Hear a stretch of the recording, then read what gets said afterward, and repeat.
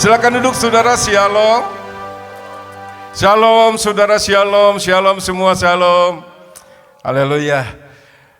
Sudah lama saya tidak melayani tempat ini. Dan ini ada kasih karunia Tuhan kalau saya boleh berdiri tempat ini.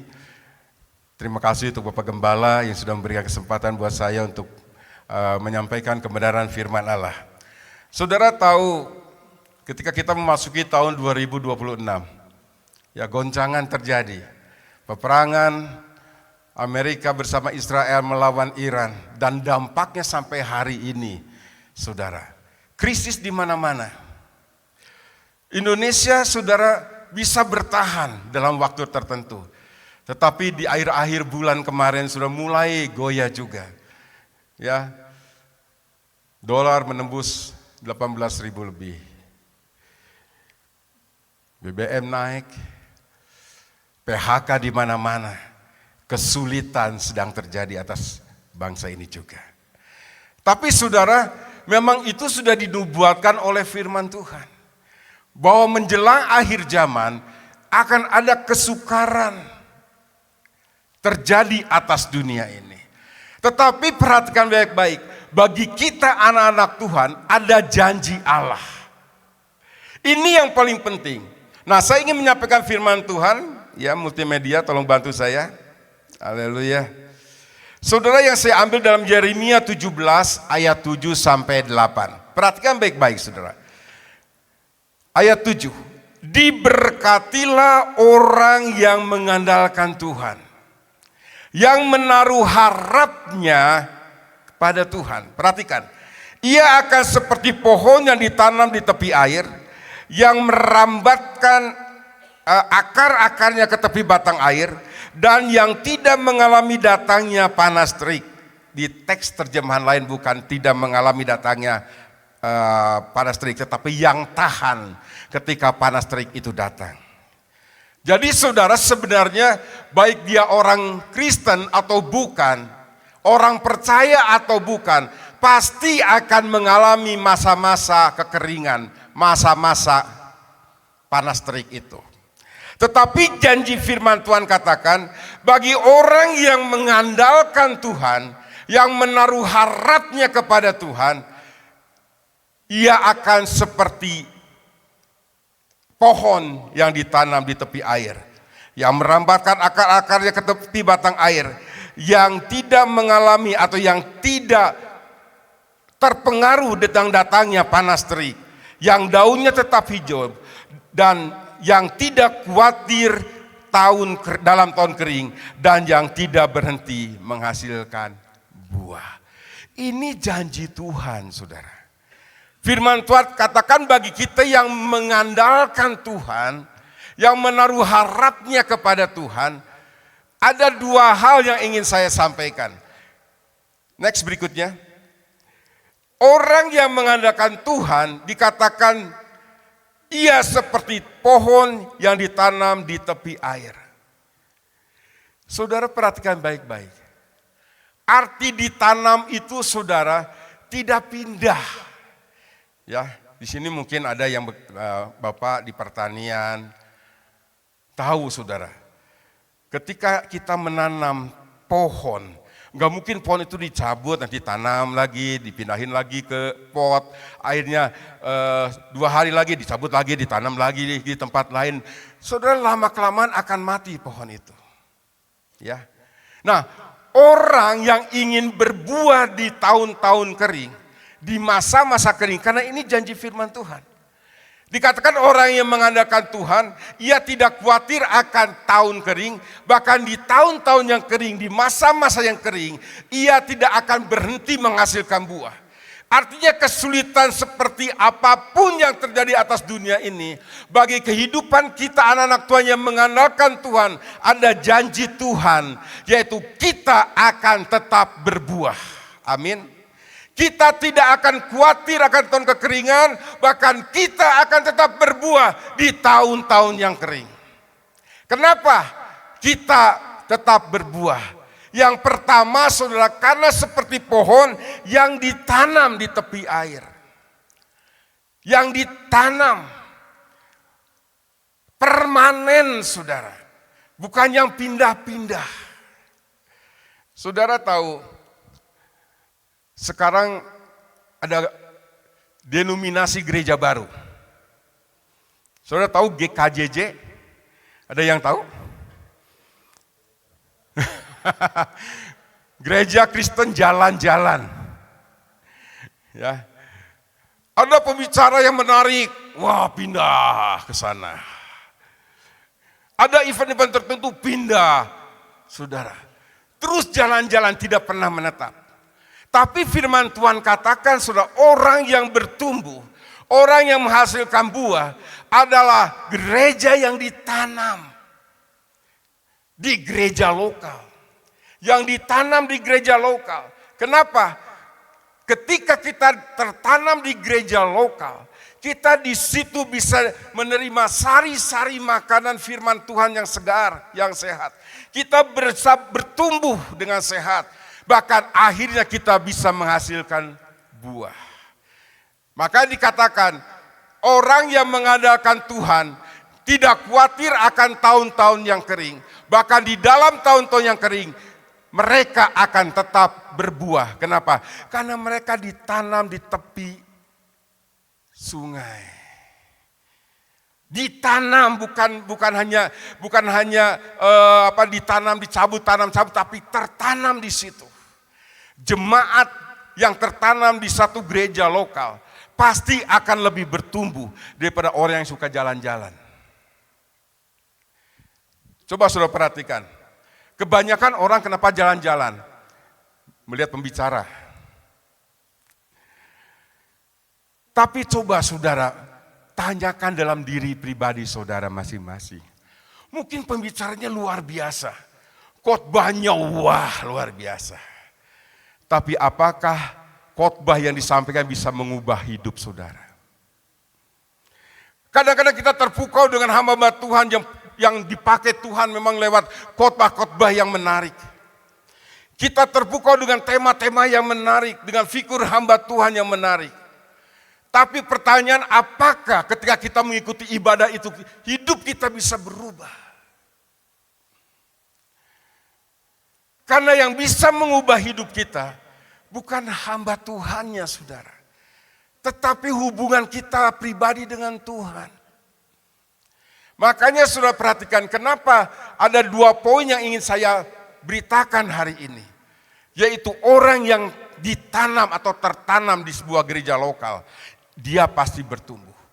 Dia akan bisa terus menjadi besar. Bahkan dia bisa produktif di gereja itu. Suatu kali saat dia akan menjadi seorang pengerja.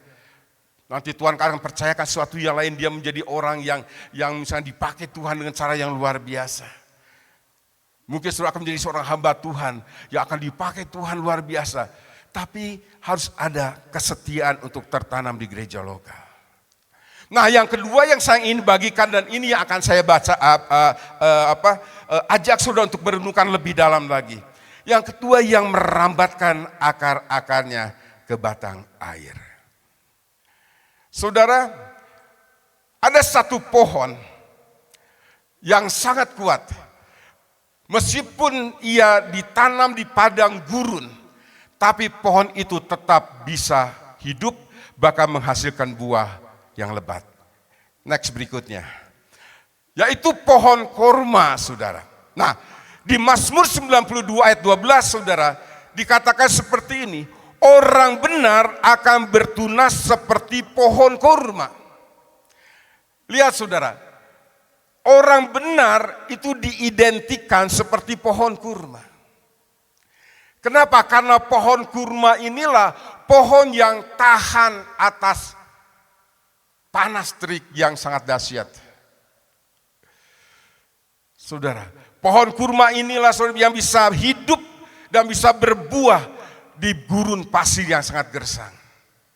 Tapi rahasianya, kenapa pohon kurma itu bisa hidup di padang gurun yang gersang, yang panas. Kalau malam dinginnya luar biasa. Ya kalau saudara pernah ke Israel, saudara masuk ke daerah yang namanya Yeriko. Di situ banyak sekali pohon kurma. Di sekitarnya gersang saudara. Tetapi justru di situ tumbuh pohon kurma yang sangat lebat dan buahnya begitu sangat banyak. Jadi tidak salah saudara kalau firman Tuhan menyamakan orang-orang benar itu seperti pohon kurma. Nah, kalau di awal saya katakan di Yeremia 17 tadi, diberkatilah orang yang mengandalkan Tuhan, yang menaruh harapnya kepada Tuhan. Karena ia seperti pohon yang ditanam di tepi aliran sungai, yang akar-akarnya merambat. Nah saudara, letak kekuatan daripada pohon kurma adalah dari akarnya. Next berikutnya. Kenapa? Ada beberapa alasan. Terus, yang pertama saudara, akar yang dalam dan yang menyebar luas. Pohon kurma itu kenapa bisa hidup di tanah yang gersang? Ya. Ini kan kita sedang bicara tentang berbuah di musim yang kering. Berbuah di tanah yang kering. Di satu masa yang sangat sulit hari-hari ini, tetap kita orang-orang benar akan berbuah. Karena ini adalah janji firman Tuhan. Bahkan diperkuat dengan Mazmur 92 tadi, bahwa orang benar itu seperti pohon kurma. Kenapa? Karena pohon kurma punya akar yang jauh ke dalam saudara, sampai menemukan sumber air. Yeremia ayat 17 ayat ke-8 dikatakan, yang akarnya merambat sampai ke batang air. Demikian juga dengan pohon kurma. Pohon kurma itu terus jauh masuk ke dalam sampai menemukan batang-batang air. Sumber-sumber air dalam kehidupan, dalam tanah tersebut. Ya sampai meluas saudara, akar-akarnya menemukan sumber air. Nah, next berikutnya, gambar berikutnya. Ini pohon kurma. Lihat saudara. Kalau saudara melihat pohon kurma, yang terlihat oleh saudara adalah daunnya, batangnya, dan buahnya seperti ini. Tapi akarnya itu tertutup dengan tanah. Ya kan? Tertutup dengan tanah. Jadi akar itu sudah bicara tentang kehidupan yang tersembunyi. Yang tersembunyi itulah sebenarnya menjadi kekuatan bagi kita anak-anak Tuhan. Bagaimana kita bisa survive di tengah-tengah masa-masa yang sulit. Bagaimana kita bisa bertahan di tengah-tengah masa yang sukar. Ditentukan oleh akar saudara. Memang akar gak bisa kelihatan.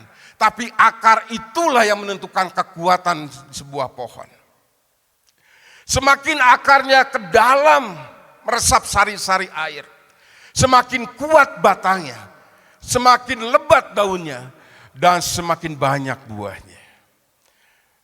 Jadi sebuah pohon ditentukan oleh kekuatan akarnya. Next berikutnya coba saudara lihat. Saya sudah menulis. Gak tahu sampai belakang bisa kelihatan gak? Saudara lihat. Apa yang dimaksud akar? Akar adalah kehidupan dengan firman Allah. Orang tidak bisa melihat. Ini hubungan pribadi saudara dengan Tuhan, dengan firman-Nya. Bagaimana saudara menggali firman Tuhan setiap hari. Bagaimana menjadikan firman Tuhan adalah makanan rohani saudara. Ini penting saudara. Akar kuat, pohon jadi kuat dan berbuah lebat. Dan akar itu adalah firman Allah. Hubungan kita dengan firman Allah. Yang kedua, akar itu bicara tentang doa. Saudara, bukan doa seperti misalkan doa bersama-sama di gereja seperti ini. Orang lain bisa lihat. Tapi doa pribadi saudara seperti apa dengan Tuhan. Karena ini menentukan bagaimana saudara bisa kokoh kuat. Keintiman saudara dengan Tuhan seperti apa. Kembali saya baca, saya kutip Yeremia 17 ayat ke-8. Yang akar-akarnya merambat sampai kepada batang-batang air. Arti merambat itu saudara, bergerak terus, menerobos terus sampai menemukan batang air. Artinya apa saudara?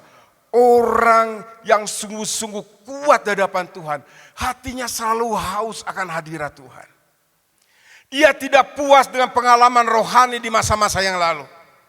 Ia tidak akan puas dengan pengalaman rohani sekarang ini. Tapi ia akan terus semakin haus. Tuhan, aku semakin ingin lebih lagi. Ingin lebih lagi Tuhan. Aku ingin menikmati kehadiran-Mu. Aku ingin menikmati hubungan-Mu. Aku ingin menikmati keintiman dengan Engkau. Jadi saudara, orang yang kuat ketika masa-masa sukar terjadi adalah orang yang sungguh-sungguh haus akan Tuhan. Haus akan hadirat Tuhan. Bukan hanya jemaat yang datang ke gereja, duduk dan pulang. Tetapi dalam hatinya, aku rindu untuk ketemu dengan Tuhan. Coba saudara perhatikan baik-baik. Ketika saudara melangkahkan kaki saudara dari rumah saudara masing-masing. Apa tujuan utama saudara untuk datang ke tempat ini? Mungkin ada di antara saudara yang berkata, aduh Pak, saya ingin diberkati oleh Tuhan. Enggak salah saudara. Tetapi itu bukan prioritas utama. Mungkin saudara berkata, Tuhan, aku datang ke gereja untuk disembuhkan Tuhan. Enggak salah. Untuk dijawab doa-doa saudara. Untuk ditolong oleh Tuhan enggak salah. Tapi itu bukan prioritas saudara. Seharusnya ketika saudara melangkah kaki dari rumah saudara untuk datang ke tempat ini. Ada kerinduan aku ingin berjumpa secara pribadi dengan Tuhan di tempat ini. Ketika saudara berjumpa pribadi dengan Tuhan, baru perkara-perkara besar terjadi, saudara. Saya bukan mengajarkan arti tentang jawaban doa. Atau tentang mujizat pertolongan Tuhan dan sebagainya. Kami mengalami itu semua, saudara. Tetapi itu bukan apa-apa, bukan segala-galanya. Yang terpenting itu hubungan pribadi dengan Tuhan. Bagaimana hubungan saudara dengan Tuhan? Maka dikatakan ada keintiman dengan Tuhan, saudara. Keintiman dengan Tuhan. Haus selalu akan hadirat Tuhan. Hidup di dalam penyembahan. Penyembahan itu bukan sudah hanya di gereja, angkat tangan, nyanyi, pujian seperti itu. Itu hanya salah satu, tapi arti penyembahan sesungguhnya hidup yang menyukakan hati Tuhan. Bahkan ketika saudara bekerja di pekerjaan saudara. Ketika saudara lewat pekerjaan itu menyukakan hati Tuhan, saudara sedang hidup dalam penyembahan kepada Tuhan. Ibu rumah tangga melakukan aktivitas sehari-hari dengan takut akan Tuhan. Dan ingin menyukakan hati Tuhan, engkau sedang menyembah kepada Tuhan. Lihat. Firman Tuhan, doa, penyembahan, keintiman dengan Tuhan, ketaatan, iman, dan Roh Kudus. Arti Roh Kudus itu hidup yang dipimpin oleh Roh Kudus. Saudara, ini bicara tentang akar. Baru saudara ketika akarnya kuat, lihat batangnya kokoh. Daunnya lebat, bahkan buahnya banyak. Artinya apa saudara? Ketika kita sudah ke dalam yang tidak kelihatan itu kita bangun dengan doa, dengan firman, dengan ketaatan, dengan keintiman dengan Tuhan dan sebagainya. Yang di dalam yang tidak kelihatan kita bangun saudara. Maka yang keluar itu nampak. Orang lain bisa melihat kemuliaan Tuhan terjadi atas hidup saudara. Orang lain akan tertarik akan buah yang dihasilkan dalam hidup saudara. Makanya kenapa banyak anak Tuhan sudah 20 tahun bertobat, tapi hidupnya gak pernah berubah. Ingat saudara, perubahan karakter itu adalah buah roh. Kalau dulu saudara pemarah, ketika saudara menerima Tuhan Yesus sebagai Tuhan dan Juru Selamat pribadi, Roh Kudus tinggal dalam hidup saudara, keintiman mulai terjalin dalam hidup saudara. Saudara dibangun oleh kebenaran firman Tuhan, hidup di dalam doa sebagai nafas orang percaya. Maka apa yang akan terjadi saudara? Saudara akan diproses oleh Tuhan menjadi serupa dengan Kristus. Karakter mulai diubah oleh Tuhan. Pemarah jadi panjang sabar. Saudara perhatikan, Tuhan kadangkala saudara Dan bukan kadang-kadang, memang Tuhan seringkali lebih mementingkan perubahan seseorang daripada menjawab doa orang tersebut. Perubahan itu lebih penting di hadapan Tuhan, buah itu lebih penting di hadapan Tuhan, saudara. Dari hanya sekedar menjawab doa saudara. Makanya kenapa banyak anak-anak Tuhan yang terus bergumul di dalam doa dan bertahun-tahun tidak pernah Tuhan jawab. Karena Tuhan menuntut perubahan. Karakter yang berubah. Kenapa umat Israel ketika keluar dari Mesir 40 tahun, saudara? Muter-muter terus di situ karena mereka tidak pernah berubah. Coba ketika mereka keluar menemukan janji Tuhan dan mereka hidup berubah, tidak tegar tengkuk. Oh, tidak usah mengalami masa-masa bertahun-tahun seperti itu. Hal yang sama dengan hidup kita, saudara. Tuhan lebih tertarik pada perubahan hidup kita daripada untuk menjawab segala kebutuhan kita. Dan segala kebutuhan kita itu lebih sangat mudah bagi Tuhan untuk Tuhan beri buat saudara. Tapi ketika saudara diubah oleh Tuhan. Ini yang paling penting. Dan perubahan karakter itu, buah itu saudara, hanya bisa dihasilkan ketika kita mengakar lebih kuat ke dalam. Mengakar lebih kuat ke dalam. Saudara, ayo kita mulai hari ini. Menjadi prioritas dalam kehidupan kita. Penting untuk kita lakukan. Yaitu membangun kehidupan yang tidak kelihatan oleh manusia.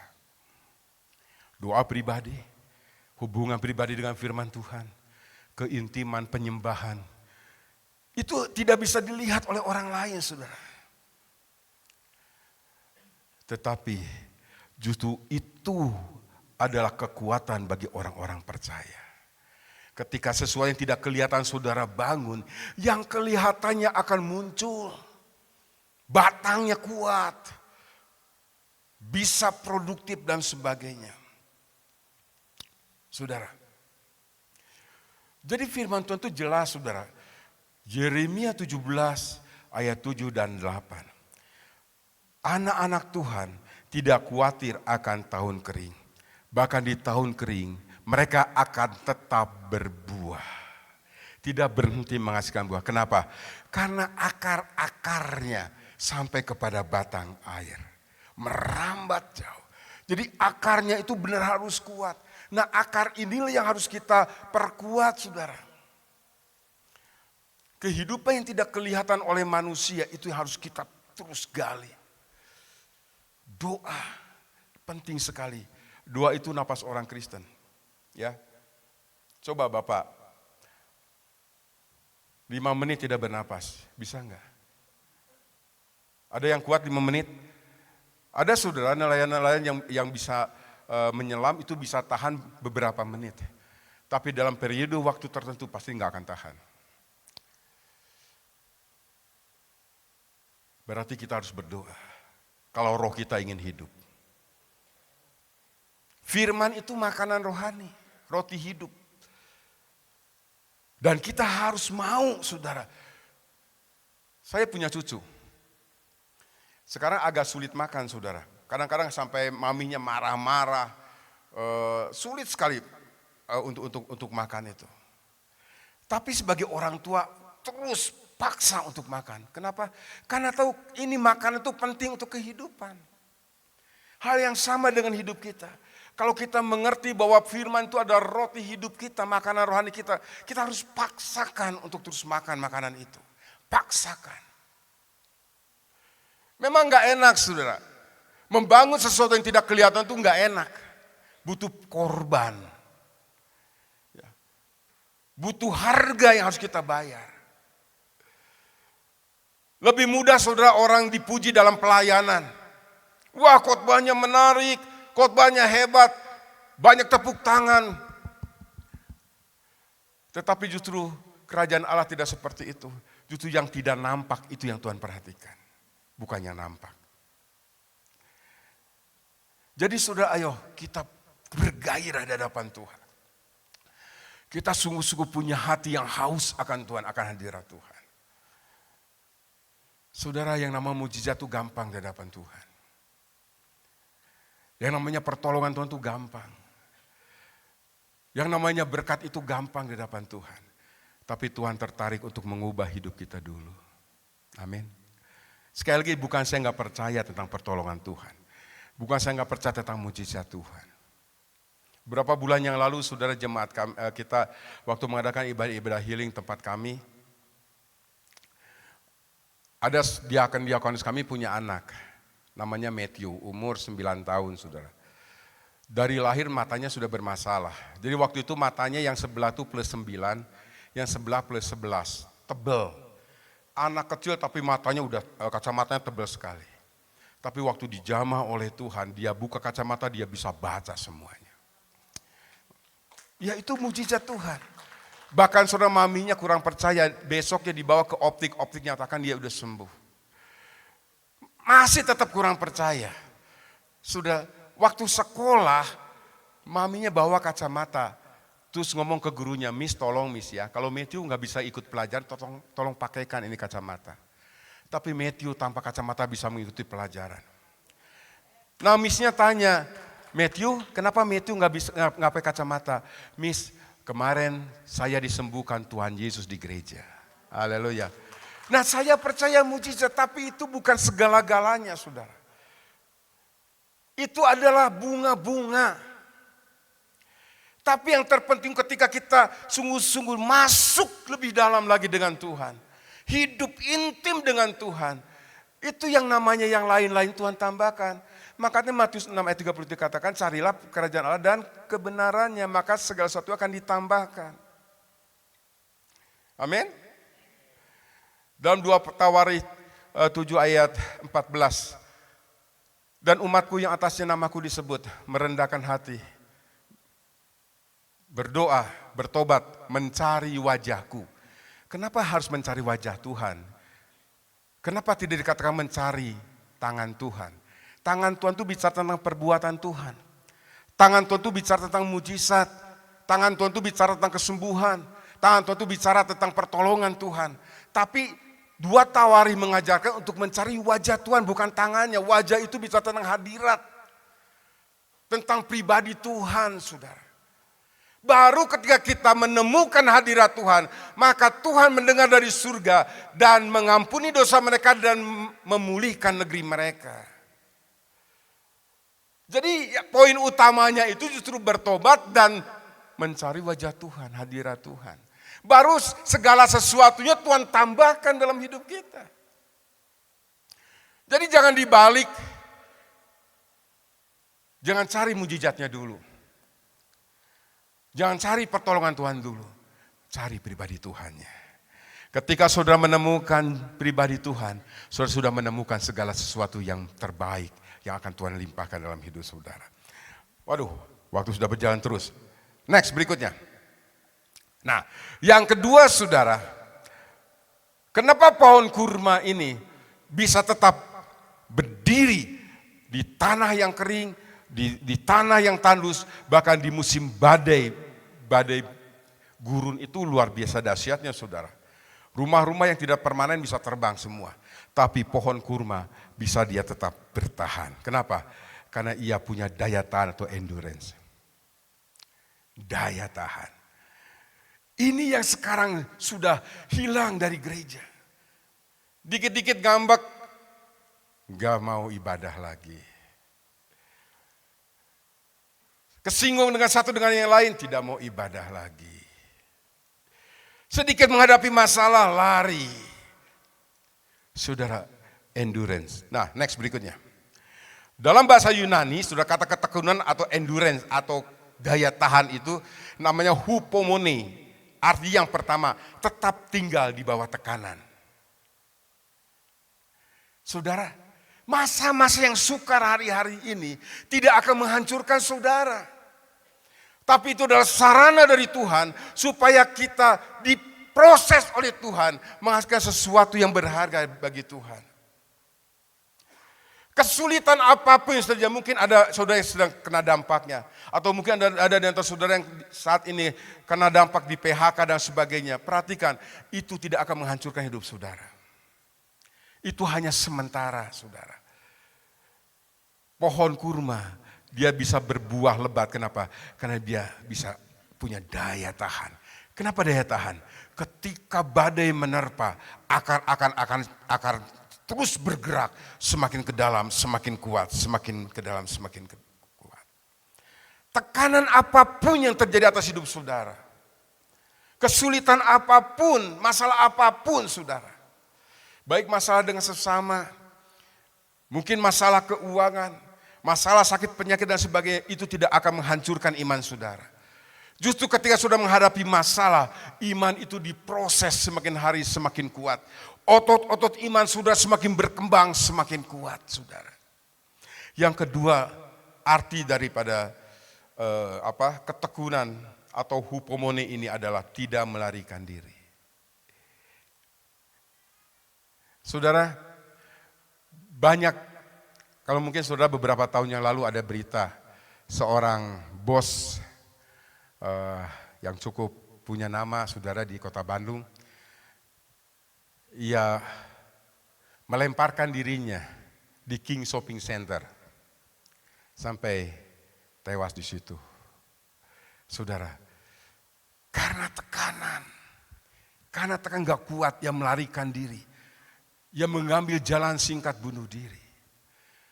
Bahkan saya benar-benar heran, sekarang ada anak-anak kelas SD, saudara, bisa bunuh diri. Karena dia merasa gak nyaman di sekolah, dibully teman-temannya. Tekanan pelajaran yang begitu sangat menekan, sampai ia bisa bunuh diri. Tapi bagi orang yang percaya kepada Tuhan, ia memiliki daya tahan. Justru ketika kita ditekan, ketika kita mengalami tekanan yang berat, disitulah saudara, endurance itu kayak per. Per itu semakin ditekan, dia akan ketika dilepas akan melompat tinggi. Itu hidup saudara dan saya.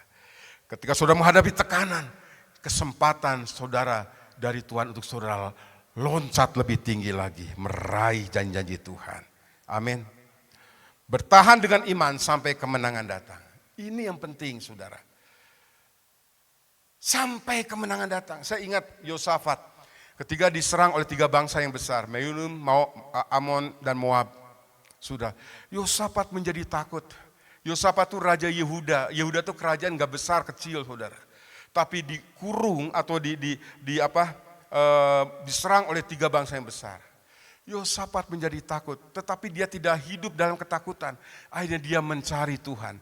Dan salah satu doanya dikatakan seperti ini. Aku akan berdiri di depan rumah ini sampai engkau mendengar dan memulihkan negeri kami. Sampai engkau mendengar dan memulihkan. Artinya apa? Imannya tidak goyah meskipun diproses dengan waktu. Sampai Tuhan jawab saya. Kalau saudara sedang berdoa saat ini, mungkin 1 tahun, 2 tahun belum saudara menerima. Aku akan tetap berdoa sampai Tuhan menjawab doa-doa saya. Aku akan menjerit kepada Tuhan sampai Tuhan mengulurkan tangannya dan menyembuhkan saya. Ini saudara, daya tahan seperti ini yang Tuhan cari. Orang Kristen harus kuat. Jangan menjadi orang Kristen yang cengeng. Jangan menjadi orang Kristen yang mudah, saudara, untuk lari ketika ada tekanan. Tapi inti dari semua itu karena akar-akar yang terus merambat. Saudara, coba kita baca ya dalam Roma 5 ayat 3 dan sampai 5. Dan bukan hanya itu saja, kita malah bermegah juga dalam kesengsaraan kita, karena kita tahu bahwa kesengsaraan itu menimbulkan ketekunan, ya saudara. Dan ketekunan menimbulkan tahan uji, dan tahan uji menimbulkan pengharapan. Dan pengharapan kita tidak mengecewakan, lihat, karena kasih Allah yang dicurahkan dalam hati kita oleh Roh Kudus yang telah dikaruniakan kepada kita. Next, berikutnya. Saudara perhatikan, pengharapan itu muncul seperti apa? Ketika kita tinggal dalam penderitaan, dalam tekanan. Ketika kita dalam tekanan, saudara, kita diajar oleh Tuhan untuk bertekun di situ. Menghadapi suasana yang tidak menyenangkan, menghadapi fitnahan, menghadapi kesulitan yang besar, kita tetap bertekun dengan iman di hadapan Tuhan. Nah, ketika kita tekun, baru kita tahan uji. Ini tujuan Tuhan, menjadi kuat, punya daya tahan yang luar biasa, endurance yang luar biasa. Ketika tahan uji, baru kita punya pengharapan dan pengharapan kita tidak pernah mengecewakan. Amin. Artinya ketika kita punya pengharapan, ada sesuatu yang akan Tuhan. Pengharapan itu saudara bukan harapan kosong. Pengharapan yang dimaksud oleh firman Tuhan, meskipun Anda belum mengalami hari ini, tapi Anda percaya Tuhan akan melakukan itu untuk saudara. Saudara belum melihat sesuatu terjadi atas hidup saudara, tapi saudara berharap, punya punya pengharapan. Percaya sungguh-sungguh Tuhan melakukannya untuk saudara. Ini yang pengharapan saudara. Next, terus lanjut saudara. Nah, lanjut ya, lanjut. Nah yang ketiga saudara, ini yang paling penting. Tahun ini masuk dalam tahun amanat agung, ya kan? Amanat agung. Saudara, bagaimana orang tertarik pada Kristus kalau hidup kita hancur? Orang akan tertarik pada Kristus, kita menjadi display-displaynya Tuhan. Kita yang menyampaikan amanat agung lewat hidup kita. Kisah 1 ayat 8 sudah katakan, kamu akan menerima kuasa kalau Roh Kudus turun atas kamu dan kamu akan menjadi saksiku. Bukan bersaksi tapi saksi. Saksi itu kehidupan kita yang jadi berkat. Bagaimana kehidupan kita jadi berkat? Ketika kita berbuah. Dalam Yohanes 15 katakan, ketika kamu berbuah nama Bapa dipermuliakan. Bapa dipermuliakan, jadi orang tertarik kepada Bapa ketika engkau berbuah. Saudara berbuah, tapi bagaimana caranya berbuah? Ketika akar-akarmu terus masuk lebih dalam lagi. Sesuatu yang tidak kelihatan saudara bangun. Batang kuat, daun timbul, buah muncul.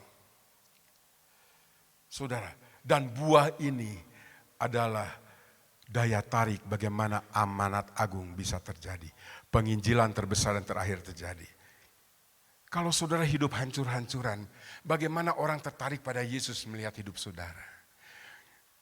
Tetapi ketika engkau berubah, karakter saudara berubah, berkat Allah mengalir dalam hidup saudara. Dulu sakit-sakitan, sekarang disembuhkan oleh Tuhan. Orang tertarik, siapa ini? Oh, di belakangnya ada Tuhan Yesus. Dan banyak orang berbondong-bondong datang pada Tuhan Yesus dalam hidup saudara.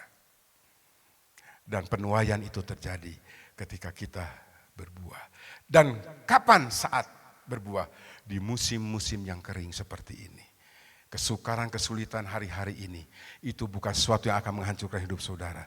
Tetapi apa yang terjadi dengan hidup saudara saat ini, percayalah itu sarana dari Tuhan, supaya saudara menghasilkan buah, dan akan banyak menarik banyak orang untuk datang pada Tuhan. Amin. Ini tujuan utama bagaimana kita harus berbuah. Makanya tidak salah di ayat yang 7 dalam Yeremia 17, diberkati orang yang mengandalkan Tuhan. Saudara yang menaruh harapnya kepada Tuhan, diberkati. Saudara luar biasa. Tahun-tahun yang sulit ini jangan takut, jangan khawatir. Kenapa? Karena janji Tuhan sudah terjadi atas hidup saudara. Yang penting saat ini bagian saudara, bangun sesuatu yang tidak kelihatan itu. Hidup doa saudara, firman Allah, penyembahan, keintiman dengan Tuhan. Ketaatan saudara kepada Tuhan. Bangun itu, bangun itu. Mungkin saudara harus bertatih-tatih.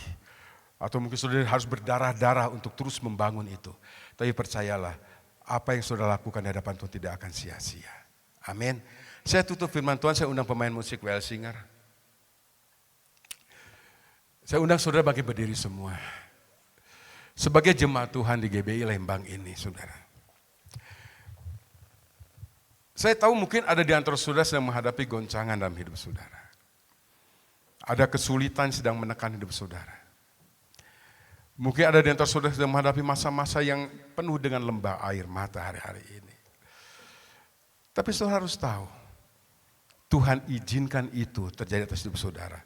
Supaya hidup saudara itu berbuah. Berbuah dan berbuah. Amin.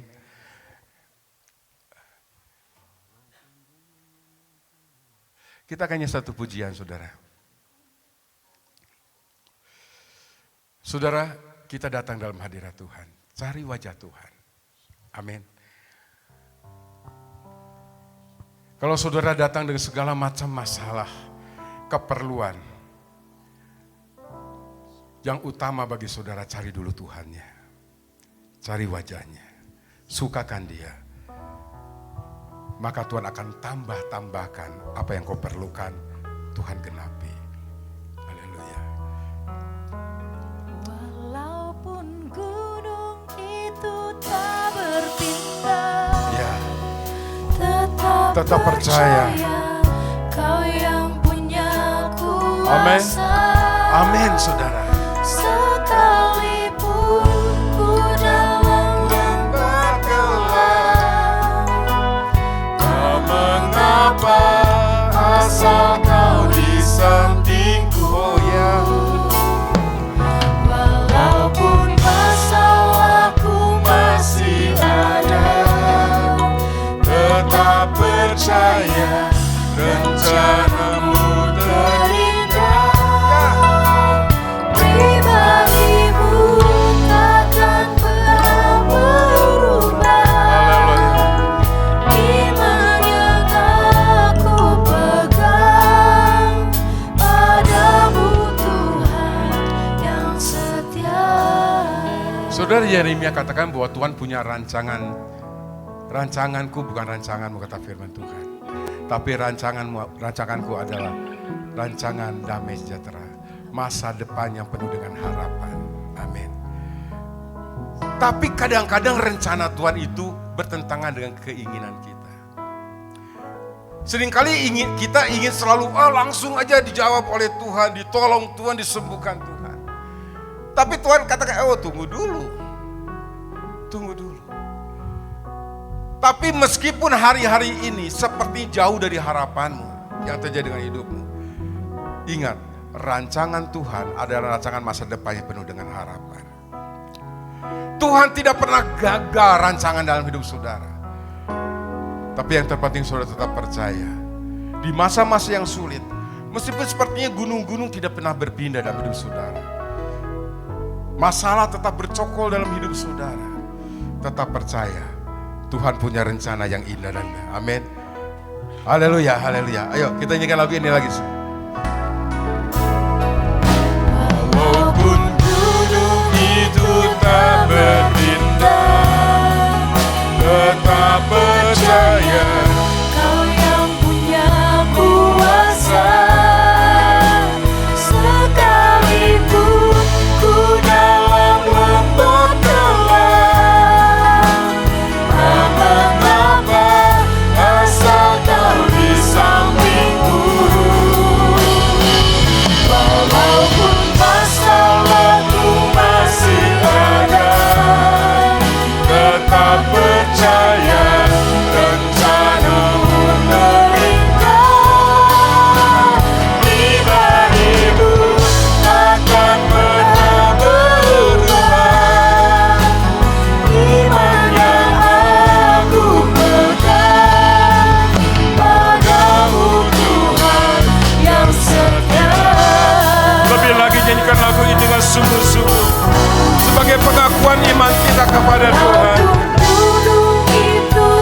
Meskipun kesulitan masalah ada dalam hidup kita, tekanan demi tekanan sedang bertubi-tubi menyerang hidup kita, tetap percaya.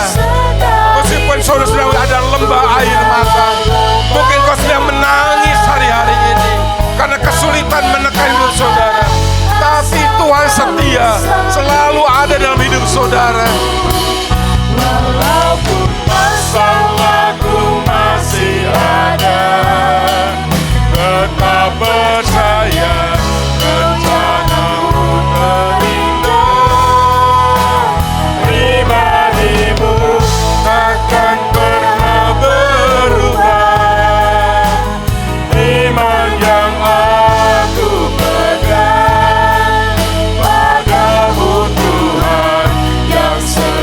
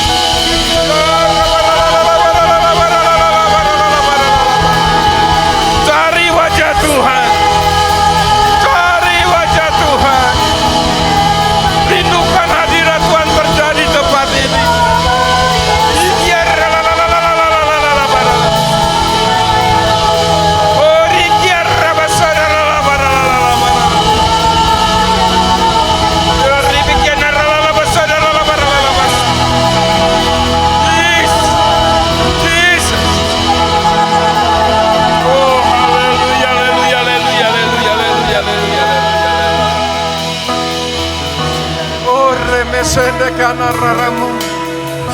Ibiana ramasande. Ikiana ramo. Haleluya. Ina ramaserebiya.